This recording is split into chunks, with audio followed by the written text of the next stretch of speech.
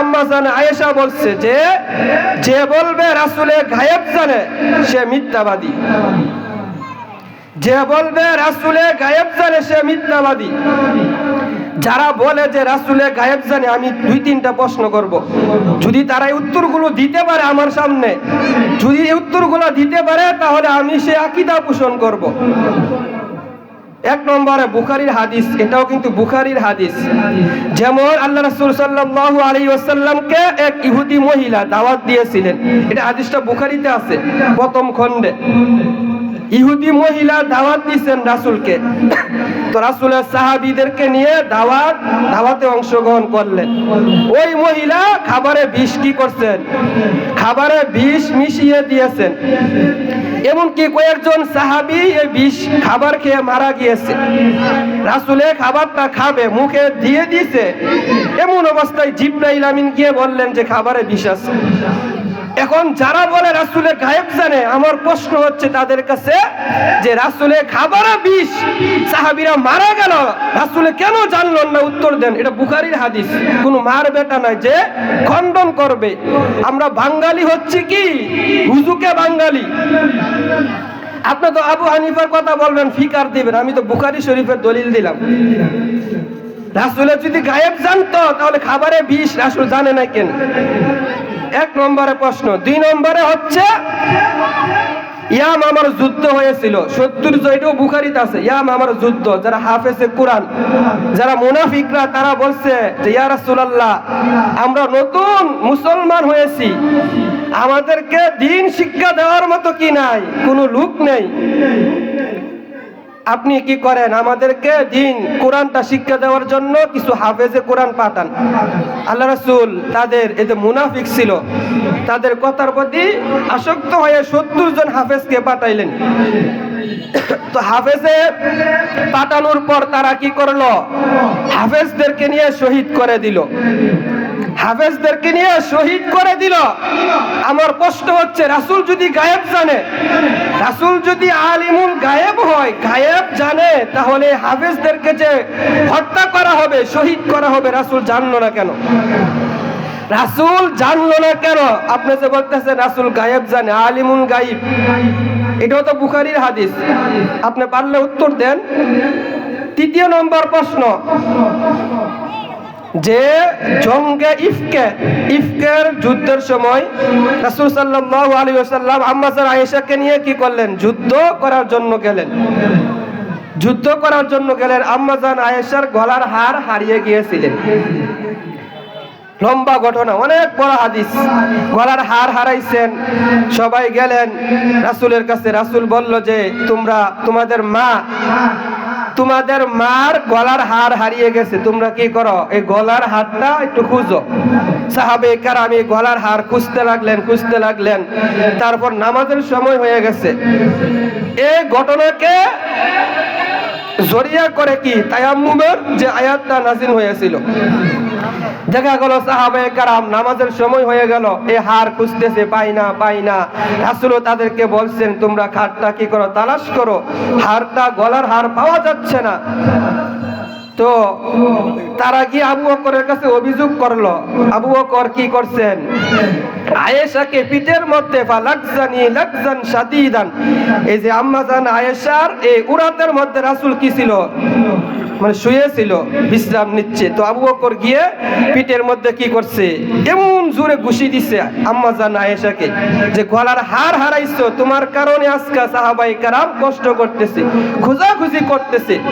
দেখা গেল কিছুক্ষণ পরে যখন তারা হাতটা আর পাই নাই, যে আম্মা জান আয়েশাকে নিয়ে যে উটটা বহন করেছিল, সেই উটের নিচে গলার হারটা ছিল। আমার প্রশ্নটা হচ্ছে, যারা বলে রাসূল গায়েব জানে, এই যে উটে যে শুয়েছিল, উটের নিচের মধ্যে হাতটা ছিল, অথচ রাসূলে সাহাবায়ে কেরামদেরকে অনেক কষ্ট করার জন্য বললেন।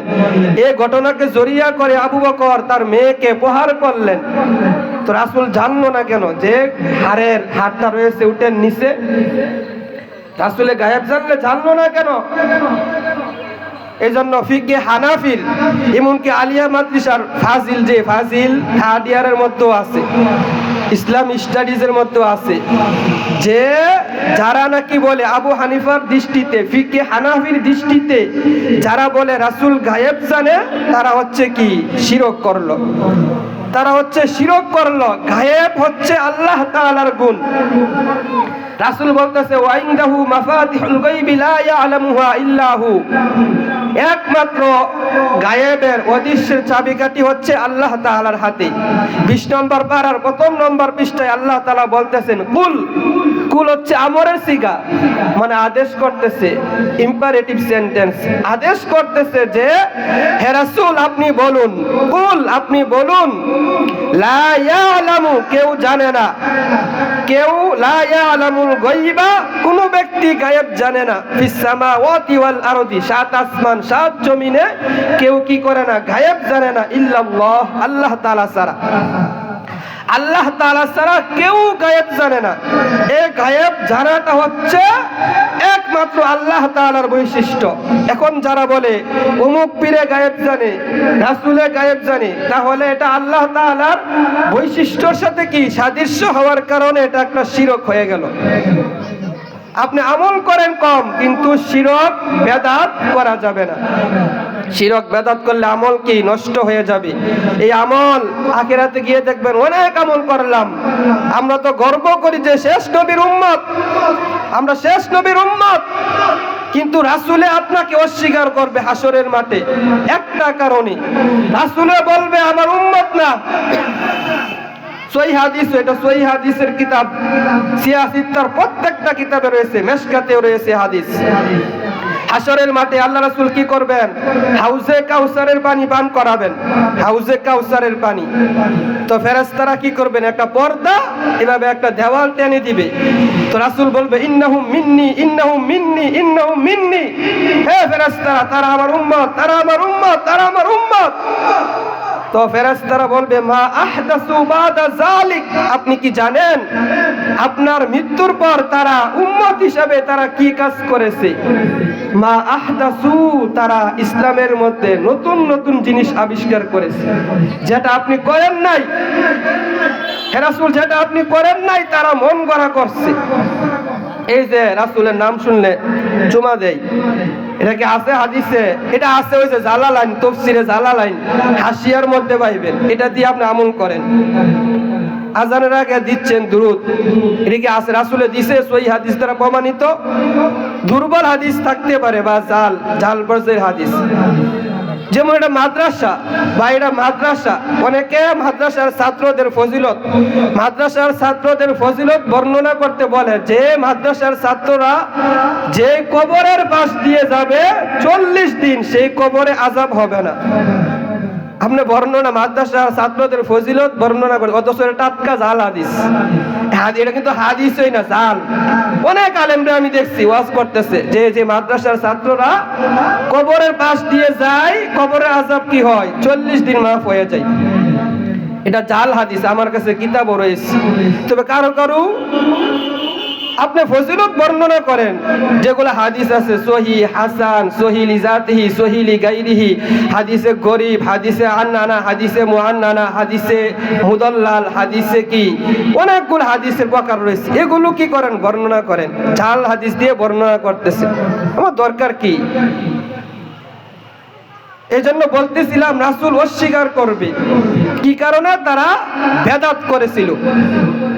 বেদাত করার কারণে রাসূল কি করবে? অস্বীকার করবে, বলবে গায়্যারা লিমান বাদি, যে তোমরা দূর হও, দূর হও, দূর হও, তোমরা দূর হয়ে যাও, আমার কাছে তোমরা আসিও না।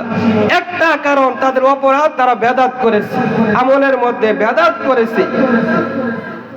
অন্যত হাদিসে রাসূল সাল্লাল্লাহু আলাইহি ওয়াসাল্লাম বলেন মান ওয়াক্কারা সাহিবা বিদআতিন, যে ব্যক্তি বিদআত, যারা বিদআত করে, বিদআতি ব্যক্তিকে সাহায্য করলো, ফাকাদ আআনা আলা হাদিমিল ইসলাম, সেই ব্যক্তি ইসলামকে ধ্বংস করার জন্য সাহায্য করলো। নাউজুবিল্লাহ।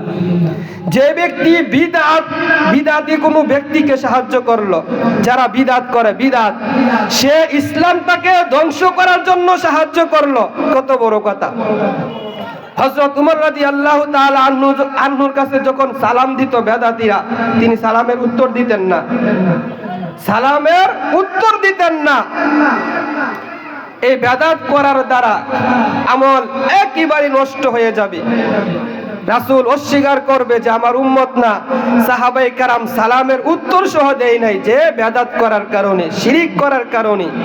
বেদাত শিরিক ইসলামের মধ্যে একদম জঘন্য। রাসূল সাল্লাল্লাহু আলাইহি ওয়াসাল্লাম বলেছেন যে ইজতানিবুস সাবআল মুবিকাত, ধ্বংসকারী 7টা জিনিস থেকে তোমরা বেঁচে থাকো। এক নম্বরে কি বলছে? আশিরকু বিল্লাহ। এক নম্বরে বলছে যে আল্লাহর সাথে শরীক করা।